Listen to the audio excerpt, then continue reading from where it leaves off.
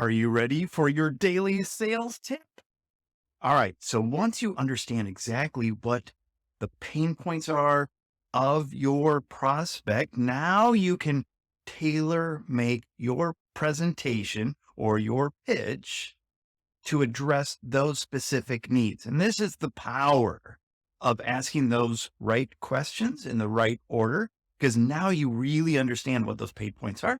And when you go through your presentation, you can specifically address those pain points the prospect has told you. And now your presentation is extremely relevant to your prospect, and the likelihood of them purchasing from you goes astronomically higher because now you're addressing exactly what their needs are.